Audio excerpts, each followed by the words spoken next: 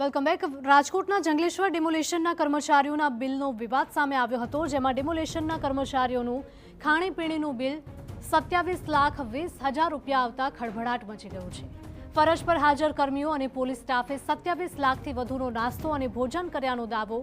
કર્મચારીઓએ કાજુ કતરી, ખજૂર રોલ, સમોસા, જલેબી અને ગાંઠિયાની મોજ માણ્યાનો આરોપ। 3 દિવસ 8 ઝોનમાં ચાલેલી કામગીરીમાં ખાણીપીણીના બિલથી વિવાદ સર્જાયો છે।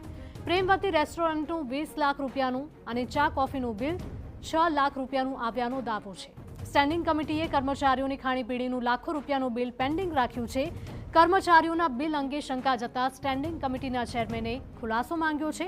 કોંગ્રેસ નેતાએ આ બિલમાં મસ્ત મોટા ભ્રષ્ટાચારના આરોપ પણ લગાવ્યા છે।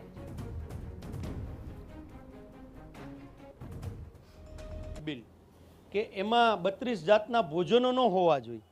તંત્ર કામ કરતું હોય અને તંત્રને પાણી છે, કોઈ ઠંડુ છે અથવા જમવાની જે જરૂરિયાત પડતી હોય સામાન્ય ભોજનની, એ યોગ્ય વાત છે, પણ આ તો મિષ્ટાન અને આવડું મોટું બિલ, એ શંકાનો દાયરો ઉદ્ભવે છે કે આ બિલની અંદર પણ ભૂતકાળના જે રાજકોટ મહાનગરપાલિકાના સત્તાધીશો અને હાલના મ્યુનિસિપાલિટી કમિશનર દ્વારા આની અંદર પણ ક્યાંક ભ્રષ્ટાચાર થયો હશે। આ પ્રશ્નાર્થ ચિહ્ન છે વિરોધ પક્ષ તરીકે અમારો।